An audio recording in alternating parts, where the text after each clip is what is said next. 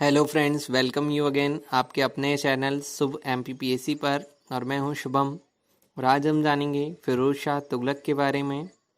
अगर बात की जाए फिरोज शाह तुगलक की शासन अवधि की, तो वो 1351 ईस्वी से 1388 ईस्वी रही। और इनसे पूर्व इनके ही भाई मोहम्मद बिन तुगलक का शासन रहा 1325 ईस्वी से 1351 ईस्वी के मध्य। मोहम्मद बिन तुगलक के शासनकाल में जिस तरीके से अराजकता में वृद्धि हुई और जिस तरीके से उन्होंने अपनी राजधानी का परिवर्तन किया और उसका उनको खामियाजा भुगतना पड़ा, या सांकेतिक मुद्रा उन्होंने जो चलाई तो किस तरीके से नकली नोट बढ़ गए, और जो भी उनकी असफलता रही, उसके बाद फिरोज शाह तुगलक आगे तुगलक डायनेस्टी को कंटिन्यू करते हैं। तो चलिए जानते हैं फिरोज शाह तुगलक के बारे में।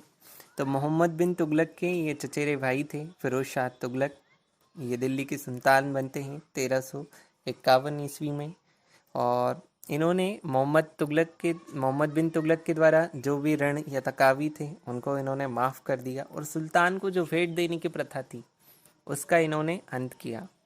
हम उन्हीं लोगों को याद रखते हैं जिनके द्वारा सामाजिक क्षेत्र में या राजकाज के दौरान बहुत ही अच्छे और उत्कृष्ट कार्य किए गए, और वही हमारे प्रशासन में हमें हेल्प करता है। दोस्तों, बात की जाए फिरोज शाह तुगलक की, तो बहुत ही अपने समय के सफल शासक माने जाते हैं, क्योंकि उस समय किसानों का असंतोष था। इसके लिए उसको इन्होंने ऋणों को माफ़ करके एक तरीके से उसको टैकल किया। वही साम्राज्य के विघटन की समस्या थी, उसका भी इन्होंने समाधान किया। वही राज्य का खजाना एक तरीके से खाली था मोहम्मद बिन तुगलक के निरंकुश शासन काल के दौरान, और अमीर वर्ग का असंतोष जो था, कुलीन वर्ग का जो असंतोष था तुगलक डायनेस्टी को लेकर, उसका भी इन्हों को सामना करना पड़ रहा था। मोहम्मद बिन तुगलक के फिरोज शाह तुगलक के द्वारा अनेक जन कल्याणकारी कार्य किए गए। अगर हम बात करें कर सुधार के क्षेत्र में या मुद्रा सुधार में, जिस तरीके से उन्होंने नकली मुद्रा का प्रचलन बढ़ चुका था मोहम्मद बिन तुगलक के समय में, उसके लिए इन्होंने क्या किया, सांस्कृतिक क्या योगदान रहा, क्या कुछ इनके निर्माण कार्य रहे, और भू राजस्व के क्षेत्र में सबसे महत्वपूर्ण विषय जो था लैंड ऑर्डर के समय उस संबंधित, उसमें क्या कुछ सुधार किए। तो आइए जानते हैं इसको।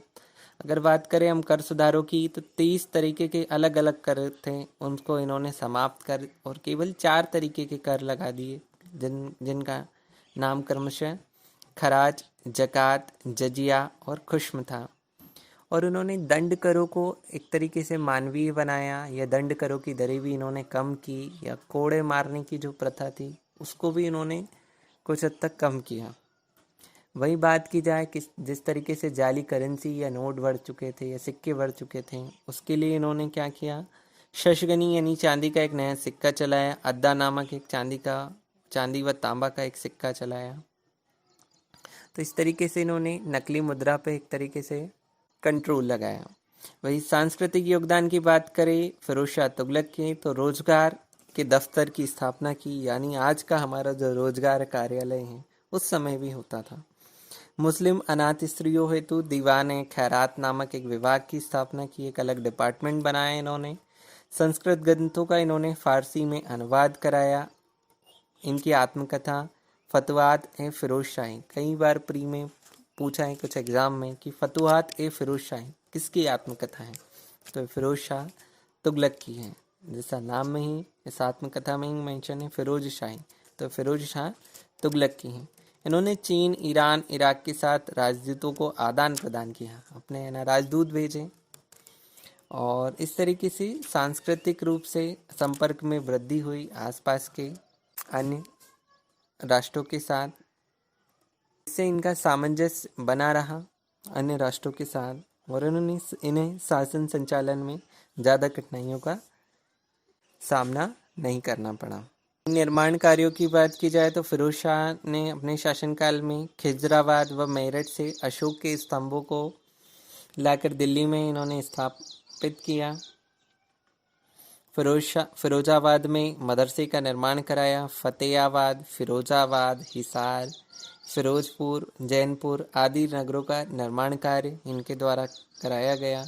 भू राजस्व सुधार में नहर निर्माण, हार्व ए शर्व नामक एक सिंचाई कर की व्यवस्था और फलों की लगभग 1200 से अधिक बाग इनके द्वारा पाए गए। और सबसे महत्वपूर्ण बात कि तुगलक डायनेस्टी के जो अन्य शासक थे उनकी अपेक्षा ही इनको एक जो इतिहास में इनके शासनकाल को जो देखा जाता है वो एक सफल शासक के रूप में देखा जाता है और इन्हें सल्तनत युग का अकबर भी कहा जाता है, क्योंकि जो मोहम्मद बिन तुगलक थे उनके लिए एक तरीके से कहा गया है कि सुल्तान को उसकी प्रजा और प्रजा को सुल्तान से मुक्ति मिल गई, क्योंकि प्रजा एक तरीके से त्रस्त हो गई थी। और इस तरह हम कह सकते हैं कि फिरोज शाह तुगलक का शासन काल शांतिपूर्ण रहा और एक सफल शासक के रूप में हम देख सकते हैं फिरोज शाह तुगलक को।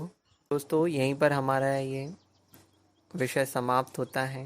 इसी तरह आने वाले वीडियो के माध्यम से हम और भी विषयों को कवर करेंगे। धन्यवाद।